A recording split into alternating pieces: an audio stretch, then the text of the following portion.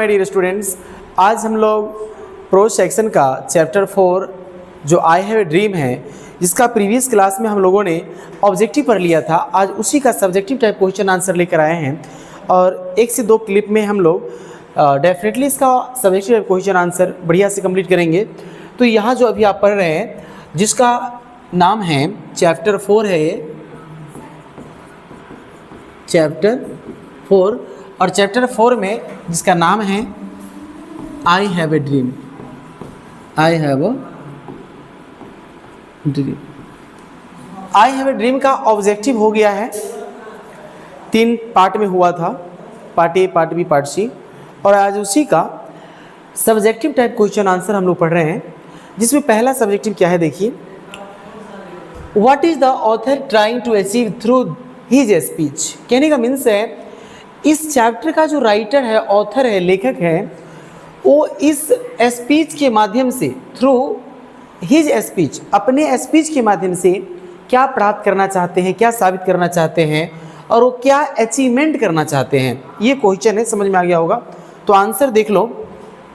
The author through his speech is trying to remind that America should keep the promises which was made 100 years ago to give justice and freedom to Negroes। सुनिए, author जो है अपने speech के माध्यम से वो एक remind करवाने का, जो अमेरिका के लोग हैं, अमेरिकन पीपल हैं, उनको रिमाइंड कराने का प्रयास कर रहे हैं कि आज से 100 साल पहले, 100 years ago, 100 साल पहले कोई अमेरिकन ने जो प्रोमिस किया था, उसे न्याय दिलाने के लिए, आज़ादी दिलाने के लिए, किसको?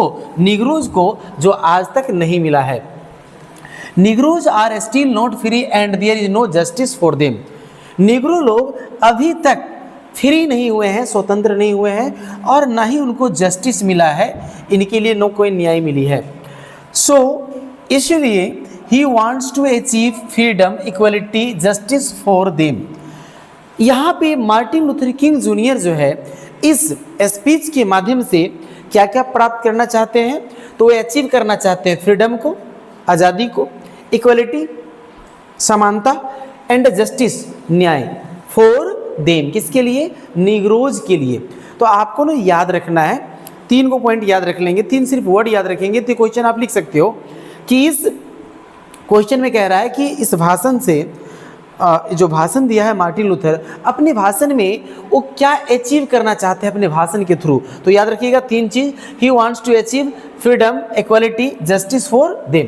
तो ये सारी चीज़ें हैं। हम लोग नेक्स्ट क्वेश्चन की ओर चलेंगे। इसमें 2-3 क्वेश्चन हमने सेट कर दिया है, answer will be the same. What वाला भी है। पहला है, do you think Martin Luther as a great orator, या what according to you are qualities of great orator, या what does Martin Luther urge his people to do. ये तीनों का मीन सेम ही है कि मार्टिन लूथर के बारे में आप क्या सोचते हो, एक महान नेता है तो कैसे हैं, क्या आपको लगता है वो लोगों के लिए क्या करते हैं, क्या अर्ज करते हैं। तो इसका आंसर क्या है वो देख लो। आंसर यहाँ पर ना आपको अपनी ओपिनियन देना है, अपना मत देना है, अपनी ओपिनियन। तो हमने दिया है एस में, S, I think Martin Luther is a great orator. मुझे लगता है कि मार्टिन लूथर एक महान वक्ता है। A great orator is able to put his idea in a clear and forceful words that his audience can understand and appreciate. एक जो ग्रेट लीडर होता है ना, ग्रेट ऑरेटर होता है, वह अपने आइडिया को लोगों के पास साफ साफ और एक बलपूर्वक अपने शब्दों को उनके सामने रख पाते हैं, जिनसे ऑडियंस को, ऑडियंस यानी श्रोता को, सुनने वाले को बेहतर समझ में आ सके और वे उनकी प्रशंसा करें। He is able to understand the emotion of audience. और यहाँ पे मार्टिन लूथर जो ऑडियंस का इमोशन है उसको अच्छी तरह समझते हैं।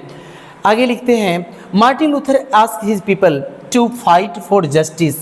मार्टिन लूथर अपने लोगों से पूछते हैं, कहते हैं कि हमें अपने जस्टिस के लिए, हमें अपने न्याय के लिए क्या करना चाहिए?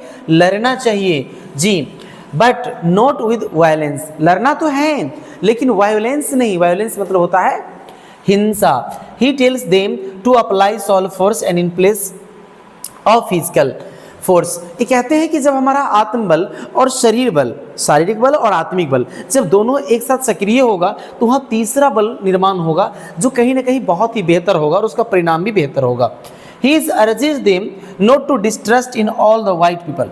और वे कहते हैं कि मैं ये भी कोई ज़रूरी नहीं है कि मैं ही इज ऑल्सो, अर्जेस करते हैं किनको, निग्रोज लोग को, और not to disturb to all the white people, कि जितने भी वाइट पीपल हैं उन सभी पे आप डिस्ट्रस्ट करने की बात नहीं करो, यानी सब पे डिस्ट्रस्ट नहीं करो। कुछ लोग हैं जिन पे ट्रस्ट भी किया जा सकता है, कुछ लोग हैं जिस पे ट्रस्ट नहीं भी किया जा सकता है। तो इस प्रकार से ये क्वेश्चन था। तो क्वेश्चन नंबर 2 हो गया, और इस वीडियो के माध्यम से हम लोग 1 और 2 समझें क्योंकि क्वेश्चन थोड़ा बड़ा है, और इसका एक और पार्ट दे देंगे जिसमें आपको 3, 4, 5, 6 हो जाएगा। तो thank you for watching this video.